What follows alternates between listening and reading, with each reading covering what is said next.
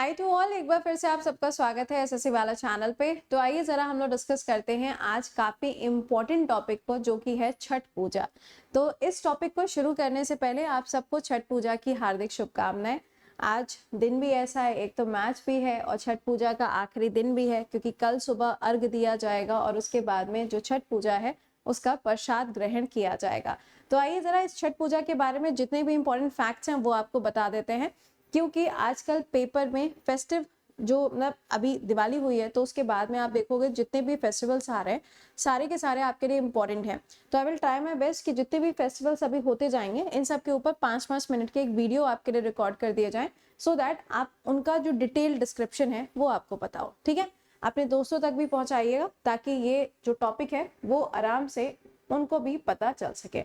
तो आइए जरा बात करते हैं छठ पूजा के बारे में। पहला पॉइंट, छठ पूजा जो है ये आप देख सकते हैं यहाँ पे पूर्वांचल महापर्व के रूप में इसको जाना जाता है। अगर हम स्टेट की बात करें, राज्यों की बात करें, तो कहाँ पर आपको ये मिलेगा? तो ये सबसे पहले तो बिहार के अंदर। अब बिहार से अलग होके झारखंड बना है तो झारखंड के अंदर, और झारखंड के अलावा अगर आप देखेंगे तो बिहार के इधर की तरफ यानी कि यूपी मिलेगा, और जो वेस्ट बंगाल का एरिया है वहां पे भी कुछ जगह पे आपको ये फेस्टिवल देखने को मिलता है।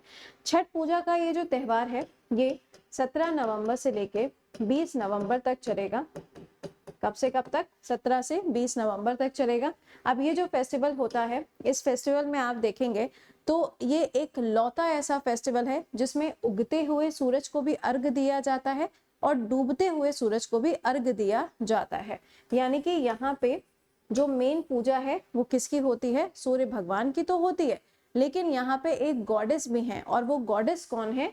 वो गॉडेस है छठी मैया। यानी कि छठ मैया जो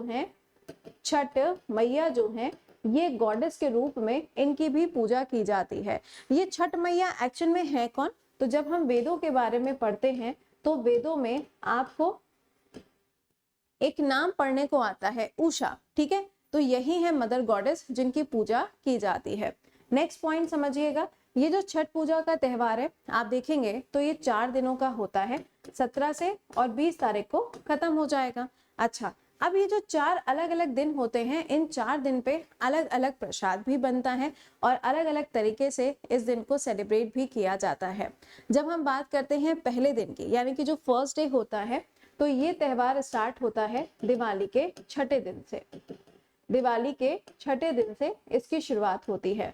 डे 1 आता है, डे 2 आएगा, डे 3 आएगा और डे 4 आता है। ठीक, तो सबसे पहला जो आपको डे 1 देखने को मिलता है, इसको यहाँ पे कहा जाता है नहा खाए। ठीक है, नहा खाए, ये होता है पहला दिन। This is the first day. अच्छा, इस दिन पे क्या होता है? इस दिन पे पहले भोग बनाया जाता है। भोग में क्या होता है? लौकी, सबको पता है ना, लौकी होती है। लौकी होगी, दाल, क्या है? दाल और चावल, और यानी कि वहां पे भात बोला जाता है, राइस। इन तीनों चीजों को मिला के क्या होता है? प्रसाद बनाया जाता है, भोग बनाया जाता है, और यहाँ पे भगवान जी को चढ़ाया जाता है और उसके बाद में उसको खाया जाता है। और यहीं से शुरुआत हो जाती है इसके पहले दिन की। ये जो पहले दिन की शुरुआत होती है, अब इसके बाद में आता है सेकेंड डे। ठीक है, इसके बाद में आता है सेकेंड डे। सेकेंड डे जो है उसे हम किस नाम से जानते हैं? खरना। क्या है? खरना के नाम से जाना जाता है। और इस दिन प्रसाद में क्या बनता है? खरना प्रसाद में बनेगी खीर। क्या बनेगी प्रसाद में? प्रसाद में बनती है खीर। लेकिन इसकी एक खास बात है, ये जो खीर बनती है ये ऐसे गैस पे नहीं चढ़ा के ऐसे बना दी जाती है, या इंडक्शन पे चढ़ा के नहीं बनाई जाती है। इसके लिए अलग से मिट्टी का, आपने देखे होंगे ना गांव में बहुत सारे मिट्टी के चूल्हे बनाए जाते हैं। तो यहाँ पर क्या होता है, घरों की सफाई वफाई तो हो ही चुकी होती है, लेकिन फिर यहाँ पे मिट्टी का चूल्हा बनाया जाता है और उसके ऊपर खीर को पकाया जाता है। ठीक है, तो यहाँ पे क्या होता है, सेकेंड डे पे जो प्रसाद मिलेगा वो क्या होगा? वो खीर का प्रसाद होता है। अच्छा, तीसरा दिन जो होता है उसमें आप ये देख सकते हैं कि यहाँ पर जो महिलाएं हैं वो बिल्कुल इस तरीके से पानी में उतर के आती हैं और यहाँ पे खड़े होके वो क्या करती हैं?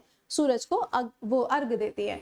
यहाँ पे तीसरे दिन पे होता है इवनिंग, यानी कि शाम के टाइम पर सूर्य भगवान को, सन को अर्घ दिया जाता है। ये कब होता है? तीसरे दिन पे होता है। इसे कहा जाता है संध्या अर्घ, इसे कहते हैं संध्या अर्घ के नाम से इसको जाना जाता है। ये थर्ड डे की बात हो गई। इस दिन पे बहुत ही फेवरेट वाली चीज और बहुत ही फेमस चीज जिसको बनाया जाता है, अगर आप बिहार से हैं तो भाई ये तो आपकी फेवरेट होगी, लेकिन जिन लोगों को कभी कभी खाने को मिलती है उनका क्या ही कहना। क्या ठीक हुआ, इसको बनाया जाता है, ये मीठा मीठा सा होता है, मजेदार होता है। तो ये बनाया जाता है कब, तीसरे दिन पे। अब आता है चौथा दिन। चौथा दिन जो होता है ना, इसमें सुबह सुबह, बिल्कुल सुबह सुबह भगवान जी को यानी कि सूर्य भगवान को गंगा जल जो है वो समर्पित किया जाता है। तो ये जो है सुबह के टाइम पर है, मॉर्निंग के टाइम पर है ना। तो इसे हम यहाँ पे क्या बोलेंगे, इसे कहा, हाँ, सूर्य देव को यहाँ पे अर्घ्य दिया जाता है। तो ये आपका हो गया मॉर्निंग टाइम पे जो अर्घ होगा, यानी कि 20 तारीख को। और 20 तारीख को जब ये अर्घ दे दिया जाएगा तो उसके बाद में ये जो फास्ट है, इस फास्ट को खोल दिया जाता है और प्रसाद ग्रहण किया जाता है। तो ये पूरी की पूरी चीजें जो है ये मैंने आपको बता दी हैं। सूर्य देवता को अर्घ देने के बाद में, सुबह के टाइम पे अर्घ देने के बाद में ये जो फास्ट है ये खत्म होता है। ऐसा माना जाता है कि माता सीता और भगवान श्री राम ने भी इस पूजा को किया था, यानी कि इस व्रत को किया था। उसके बाद से ही ये जो फास्ट है ये बहुत सारे अलग अलग स्टेट में, अलग अलग जगह पे इसका मतलब जो यूज है, जो इसका महत्व है वो और भी ज्यादा बढ़ गया है। ठीक है, तो ये था छठ पूजा के बारे में। जितने भी फैक्ट्स है वो मैंने सारे के सारे आपको बता दिए। आई होप कि आपको ये सेशन अच्छा लगा होगा। अच्छा लगा हो तो फ्रेंड्स तक भी पहुंचाइएगा। बाकी सारे क्लासेस की पीडीएफ आपको यहाँ पे मिल जाती है, आप यहाँ से डाउनलोड कर सकते हैं टेलीग्राम पे। टिल देन मिलते हैं कहाँ, मैच में। टिल देन खुश रहिए, मुस्कुराते रहिए। Bye bye and take care to all.